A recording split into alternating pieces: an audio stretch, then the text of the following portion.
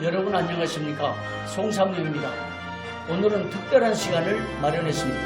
우리 대한민국의 자유를 찾아서 탈북한 탈북자들의 현황과 또 탈북자들의 생각, 또 북한의 소식 등을 전하기 위해서 탈북자로서 한국 와서 아나운서로 다양한 활동을 해온 송지영 아나운서를 모셨습니다. 반갑습니다. 안녕하세요. 예. 반갑습니다. 예. 송지영입니다. 북한에서 어떤 활동을 하셨습니까? 네, 저는 한국에 온 지 15년 차 되고요. 북한에서는 이제 북한의 김부자의 정책을 주민들에게 알려주고 또 주민들이 나라를 위해서 200배, 300배로 일을 할 수 있도록 경제 선동하는 기동예술 선전대에서 한 5년간 근무를 했었고 그 이후에는 또 이제 기업소 방송원으로 근무하다가 대한민국에 들어온 송지영입니다. 그러면 북한에서 이미 방송 활동을 해온 상황이네요. 네, 북한에서의 방송 활동은 여기로 말하면 TV에 나와서 전문하는 방송 이제 활동이 아니고요. 그러니까 방송원이라는 명칭은 똑같습니다. 네. 근데 이제 북한에서 우리가 아는 뭐 이춘희 아나운서는 보도 뉴스 진행이 아니고 저희는 경제선동 방송원이라고 해야 되죠. 그러면 이제 지방에서 기관 기업소에서 모든 주민들이 보너스 없어도 당에 무조건 충실할 수 있도록 당의 정책을 주민들에게 알려주고 그들이 당의 정책을 위해서 관철할 수 있게 그들의 마음을 이제 부응하게끔 그들이 성순와서 일하게끔 그들에게 이제 열성 방송을 해드린 거죠. 예를 들면 뭐 당의 거를 높이 받들고 오늘도 현장에서 충성의 구슬땀을 흘리고 있는 전체 당원들과 근로자 동지들을 열렬히 축하합니다. 여러분 석탄은 인민경제 건설에서 제1선으로 나서는 뭐 이러면서 이제 이런 식으로 정말. 네, 그러니까 예를 들면 이 기관 기업소가 석탄을 캐는 공기업소다 하면 석탄을 더 많이 캐서 당에 충성을 드리고 나라에 애국하자 뭐 이런 식으로 호소하는 그런 방송을 많이 했습니다. 지난번에 우리 개인적으로 인터뷰 있었는데요. 그때는 그 상황을 전혀 모르고 네. 탈북자로서 강명도 교수님과 좀 연대가지고 좀 서로 돕고 네. 방송 출연하는 정도로 알았는데 네. 그때 인터뷰를 해보니까 그 인터뷰를 전개해가는 모습이 완전히 아나운서인 것을 알게 됐거든요. 근데 오늘 지금 금방 북한에서 선전한 그 아나운서 내용 들으니까 대단하십니다. 아니 뭐 여기 오니까 영어로 아나운서잖아요. 이제 북한에서는 아나운서란 말을 잘 안 씁니다. 그냥 방송원. 네, 방송원도 뉴스를 전달하는 중앙방송원, 뭐 이제 기업방송원, 도방송원, 뭐 이제 여러 방송원들이 부류가 있죠. 급수에 따라서 뭐 중앙 1급 아나운서, 뭐 2급 아나운서, 뭐 3급 아나운서, 그다음 일반 기관 기업소 방송원, 뭐 이런 식으로 이제 나누는 거죠. 그 북한 아나운서의 내용 들으니까 선전부 활동 계속 좀 들어보고 싶은 생각이 들어요. 정말 하여튼 대단합니다. 오늘은 저희가 이 특별 프로를 앞으로 시리즈로 우리 송 아나운서님을 모시고 여러 가지 관점에서 좀 목적을 갖고 기획을 하게 됐어요. 네. 궁극적으로는 사실상 우리는 기독교 매체잖아요. 네. 그래서 북한 선교에 관심이 있고 네. 또 탈북자에 대한 관심 네. 특별한 목적을 가지고 기획을 하게 됐어요. 그래서 송 아나운서님 모시고 이 대담 시리즈를 갖게 됐는데요. 네. 북한에 대한 여러 상황을 좀 파악하면서 북한 선교 전략을 좀 바꿔야겠다. 네. 한국교회가 어떻게 탈북자를 대할 것인가 이런 목적들을 갖게 됐어요. 한국에 오셨는데 그 오게 된 배경을 잠깐 먼저 소개해 주면 좋겠습니다. 네네. 1차적으로 저희 군대 나갔던 맏오빠가 대한민국에 먼저 오셔서 브로커를 시켜서 저희들을 기획 탈북시켜서 저희가 2004년도에 들어왔고요. 저희 오빠가 넘어갈 때 98년도로 말하면 북한에서 고난의 행군이 한창 휩쓸고 간 뒤였습니다. 그러니까 2차 고난의 행군이 올 때였지요. 그러니까 1차 고난의 행군은 94년부터 97년도인데 여러분 혹시 항장엽 선생님 97년도에 오신 거 기억하시죠? 비행기에서 내리면서 대한민국 만세. 그러니까 그분이 그때 오셨을 때 북한에 300만 명이 굶어 죽었다 이렇게 말씀을 하셨는데 물론 직접적인 통계를 못 해봤기 때문에 300만 명인지 3천만 명인지는 저도 정확히 알 수 없으나 그때 당시 제가 시장이나 도시에 나가면 길 옆에 쓰러져가는 곶제비라고 하는 노숙자들이 차고 넘쳤습니다. 아, 그 꽃제비를 노숙자를 꽃제비라고 네네네. 합니까? 꽃제비라는 게 러시아 말로 꽃제비라고 하는데 북한은 외래어를 러시아어를 많이 쓰죠. 거기서 이제 먹고 살기 힘든 어르신 꽃제비는 너제비라고 하고 늙을 놀자를 써서 젊은 꽃제비는 청제비라고 하고 네, 애기 엄마나 애기 아빠가 애기를 업고 다니면 쌍제비라고 합니다. 네, 그럼 꽃제비 그다음에 이제 청소년 꽃제비는 그냥 꽃제비라고 합니다. 5살부터 뭐 이제 10살, 12살까지 되는 애들은 그냥 꽃제비라고 하는데 그런 꽃제비들이 시장에 나가면 빵 훔쳐먹고 돈 훔치고 그냥 뭐 땅바닥에 있는 옥수수알도 주워 먹고 막 이럴 정도로 북한이 기아에 휩쓸렸습니다. 왜냐하면 94년도 김일성이 죽고 북한의 경제가 바닥을 치면서 물론 김일성 때문에 바닥 친 건 아니지만 90년대부터 북한의 경제가 이렇게 많이 안 좋아졌죠.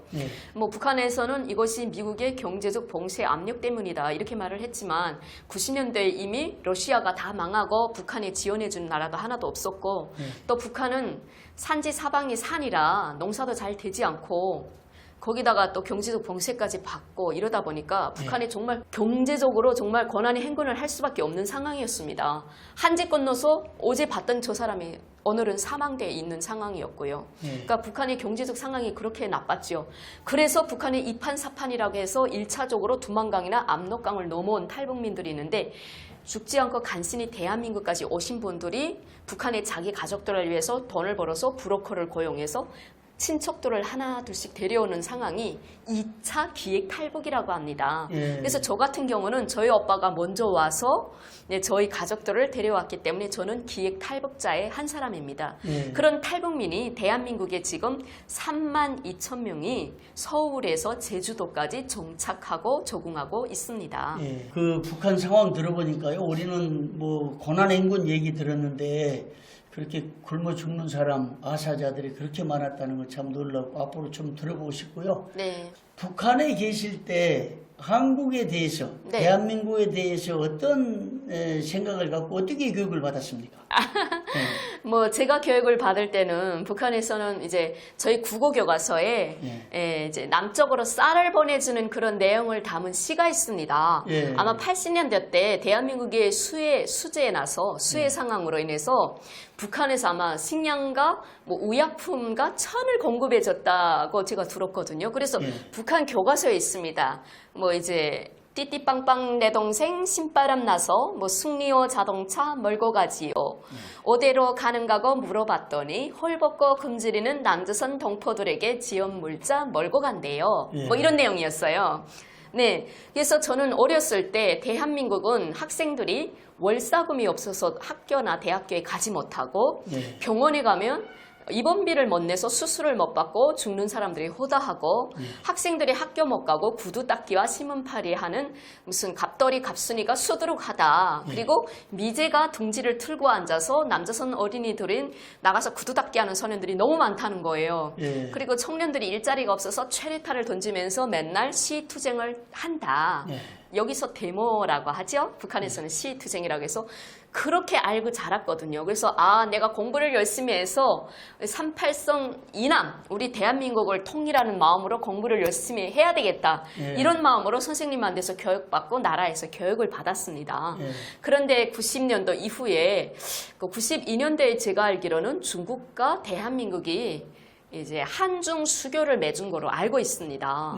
그래서 중국도 그때 여권을 내가지고 대한민국에 일하러 노동자들이 많이 왔던 것 같아요. 네, 그러다 보니까 중국의 이제 연변 조선족 자치주에는 할아버지 할머니들이 손자 손녀를 거느리고 양육하고 있고 젊은 사람들은 여권을 내고 대한민국에 가서 노동을 해서 돈을 벌어서 중국 쪽에 보내주는 그런 상황이 빈번했던 것 같습니다. 근데 두만강 압록강을 끼고 있는 북한은 육지하고 유일하게 통하지 않습니까? 그러면서 이제 육지하고 통한 북한에서 국경 연접에서 중국하고 밀수를 하는 과정에 중국에서 비디오가 넘어오는 겁니다. 그곳이 대한민국 드라마인 겁니다. 저는 국경 연접에 살다 보니까 물론 비디오도 봤지만 저희는 두만강에 가까운 쪽에 평양에서 추방돼서 두만강에 가까운 쪽에서 살다 보니까 연변 조선저 앞에 마주대고 있는 위치였는데 예.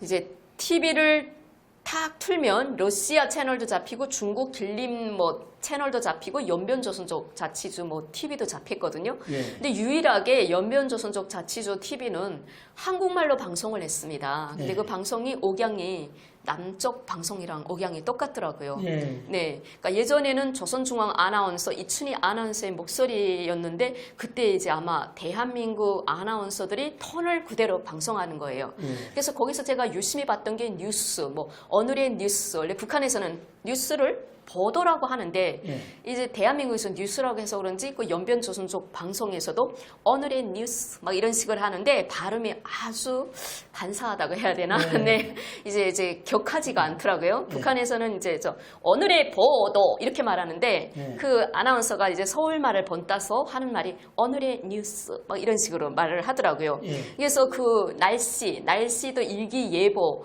막 이런 식으로 하는데 저희는 조선중앙 일기예보에서 보내주는 것보다 연변 조선족 자치주에서 보내주는 일기예보가 저희한테 딱 들어맞는 겁니다. 예. 내일 비 온다고 하면 진짜 비가 오고 내일 흐린다고 하면 흐리고 내일 맑다 이러면 맑은 겁니다. 그래서 저희가 그걸 많이 봤죠. 그러니까 북한 당국도 이걸 알았기 때문에 보이부라고 하죠. 여기로 말하면 국정원. 예. 그런 사람들을 통해서 텔레비 있는 집은 인민반 보이부에다 신고를 하게 합니다. 그리고 TV에 자동차 넘버원처럼 이렇게 번호가 달려 있거든요. 송지영의 집에 TV가 있다면 번호가 있습니다. 예. 그러면 저 집에 있는 TV는 중국에서 나오는 헝매 TV 몇 척이고 자동차 배터리하고 연결해서 벌 수 있는 TV다. 언제든지 수상하니까 언제든지 가택 수색을 해서 예. 쟤네가 남조선 TV를 보는지 중국 연변조선족 TV를 보는지 감시해라 이렇게 하거든요. 그러다 보니까 TV 검열을 보이부에서 뭐 하루에도 몇 번씩 막 둘이 칩니다. 저희 집에. 예. 예. 그러면 거기다 이제 처음에는 이렇게 딱지를 이렇게 붙여놨댔거든요. 이렇게 딱지를 이렇게 붙였다가 나중에는 그 딱지도 다 성에 안 차니까 채널을 다 뽑아버렸습니다. 네. 조선중앙 채널만 볼 수 있는 채널만 고정시켜놓고 러시아 TV, 중국 TV, 길림 TV를 다 이렇게 채널을 다 뽑아놨거든요. 근데 북한 분들이 이제 약전이라고 하는데 이런 뭐 전기 이런 쪽에 조금 취미가 있는지 그쪽으로 소질이 있는데 또 그걸 이제 꽂아놓고 보다가 검열 오면 그걸 또 뽑아놓고 막 이런 경향이 있으니까 이제는 그걸 아예 노골적으로 납땜까지 해놨습니다. 예. 이렇게 돌리지를 못하게 아야. 예. 그런 식을 하면서 이제 대한민국 이제 뉴스라고 해야 되나? 대한민국 드라마를 보면서 대한민국 사람들이 입는 옷이라든지 식사하는 모습이라든지 그리고 차 타고 가면서 여자가 화장하는 모습이라든지 이런 걸 볼 때 내가 학교 때 배웠던 썩고 병든 남조선, 못 사는 남조선이 아니었구나. 예. 여기서 남조선이란 말은 북한에서 대한민국을 남조선이라고 합니다. 근데 사람들 속에서는 남조선이라고 하지 않고 그냥 우리가 아랫동네 이런 식으로 네. 표현을 하는데 아랫동네가 이렇게 잘 살았단 말이야? 내가 어렸을 때 배울 때는 띠띠빵빵 내 동생 신바람 나서 막 이러면서 예. 못 먹고 못 살기 때문에 식량을 날라다 줬는데 이렇게 잘 산다고? 이게 혹시 우리를 위해서 하는 거짓말 선전이 아닐까 이렇게 생각했는데 그때 저는 너무 의문이 많이 들었는데 그 대한민국 드라마상에서 남자들이 되게 또 여자들한테 친절하더라고요. 예. 거기에 이제 빠졌죠. 그 유행이 두만강 압록강을 끼고 있는 북한의 변방에서부터 평양 안쪽 신의주까지 쫙 퍼져나가는 겁니다. 그래서 북한 분들이 요즘은 70%가 대한민국이 정말 대한민국의 경제가 북한보다 훨씬 앞서 있고 세계적으로 이제 월등한 10개 나라의 숫자에 속할 정도로 월등해 있다는 거는 압니다. 지금은 그렇게 네. 인식됐습니까? 네. 네. 그래서 대한민국에 대한 그 인상은 네. 맨 처음에는 가난하고 못 살고 네. 예, 원조를 받고 구두 닦기 우글거리는 이런 네. 그런데 이제 뭐 우여곡절 끝에 오셨단 말이에요. 한국에 와서 자유의 나라 대한민국에 와서 첫 번째 받은 느낌과 충격 또 생각들이 어땠습니까?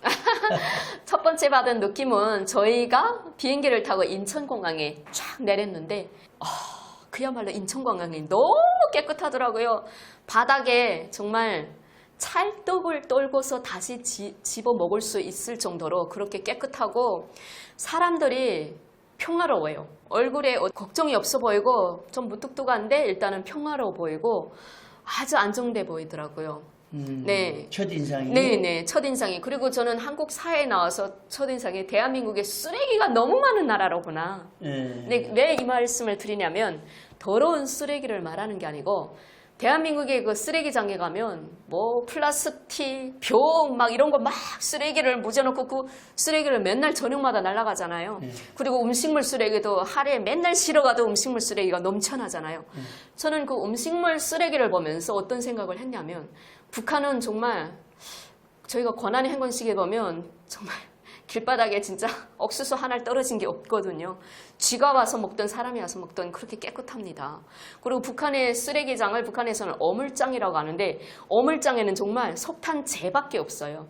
여기는 정말 봉다리도 너무 많이 버리잖아요. 그래서 쓰레기장에 가면 봉다리를 따로 버리는 이제 그 지대가 있더라고요. 네. 근데 북한은 그 봉다리도 아까워서 다 이제 맑은 물에 깨끗이 씻어서 햇빛에 널어서 거기다 옥수수를 담아놓는 뭐 자루처럼 사용하고 그걸 다 그릇지로 다 사용을 하거든요. 네. 한 개 용기로 사용하는데 여기는 너무 쓰레기장에 너무 많더라고요. 그리고 음식물 쓰레기가 너무 많이 나가던데 그걸 보면서 저희가 지방에서 살면서 집에 돼지를 키웠거든요. 저희 어머님께서. 근데 돼지를 키울 적마다 돼지 모기가 없어서 엄청 많이 고생을 하셨어요. 그러니까 사람도 먹기 힘드니까 쌀을 씻은 물부터 시작해서 거기 돼지가 먹는 풀도 씻어서 넣어야 되고 뭐 여러 가지를 넣어서 이제 돼지한테 먹였거든요. 네. 돼지한테 밥을 줬거든요.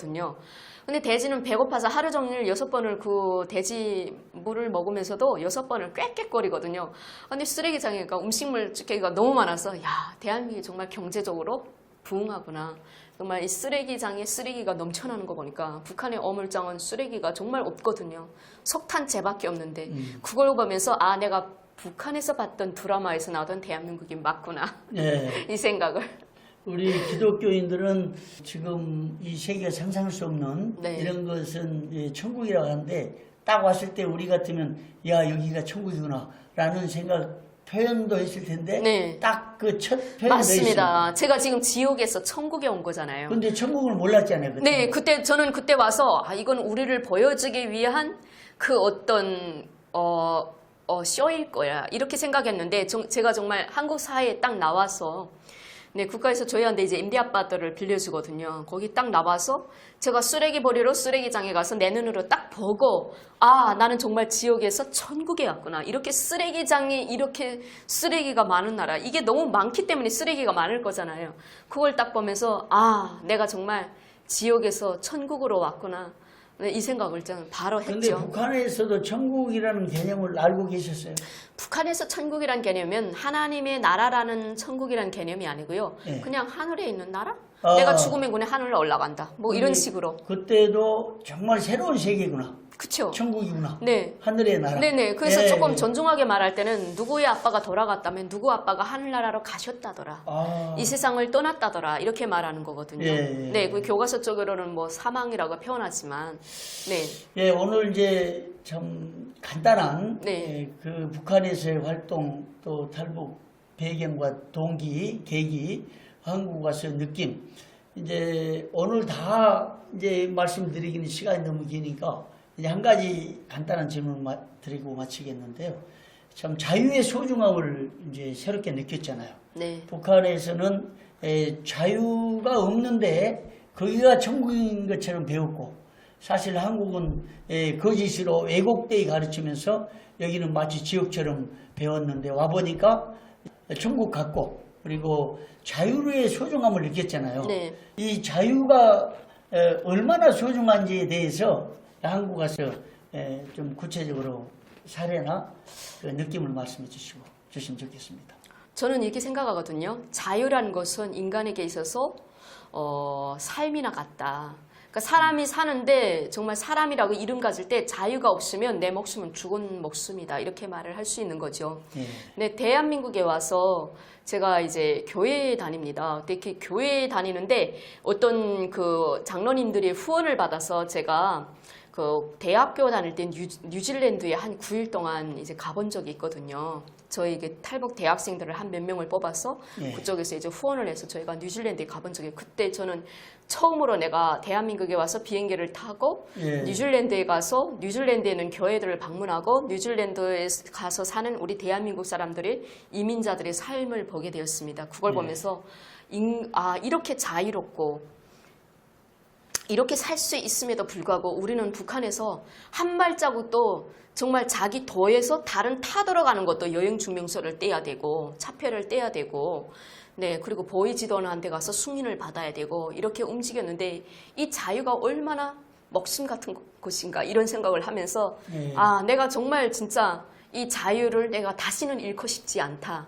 내가 자유가 없는 삶을 살 바에는 차라리 내가 죽는 게 나을 것이다. 내가 이런 생각을 했습니다. 북한에 있는 그 자유를 억압받고 있는 우리 네. 북한 주민들, 동포들을 위해서 대한민국의 자유민주주의가 극대화돼야 되고 또 반드시 이루어져야 되고, 지금 뭐 신앙의 자유, 또 거주 이전의 자유, 생각의 자유 외에는 다 억압받고 있잖아요. 네. 이걸 이루려면 이제 탈북자들을 중심해서 대한민국에서 자유민주주의가 얼마나 소중한 걸 알려줘야 되잖아요. 네. 앞으로 이 방송은 이런 특집 대담을 통해서 대한민국에서 누리고 있는 자유가 얼마나 소중한지를 좀 하나씩 밝혀주고 싶고요. 오늘은 여기까지 하고 네. 계속해서 우리 소홍 아나운서님 모시고 북한 상황들, 여러 신앙, 또 교회 상황, 인권, 또 지하교회 상황들을 좀 들어보는 시간 갖겠습니다. 오늘 귀한 시간 내주셔서 정말 감사합니다. 감사합니다. 자유를 누리고 있다는 게 우리는 너무나 큰 행복과 또 선물을 우리 하나님으로부터 받았는데, 이 자유를 잃어버리는 이건 정말 인간의 큰 불행이죠. 대한민국의 자유민주주의가 위협을 받는다면 우리는 반드시 그것을 지켜내고 또 사수해서 이 자유민주주의의 하나님의 나라를 영원히 세워가는 게 우리 그리스도인의 목표인데, 이런 프로그램을 통해서 앞으로 그 역할을 조금이라도 해보려고 합니다. 여러분 오늘 시청해 주셔서 감사합니다.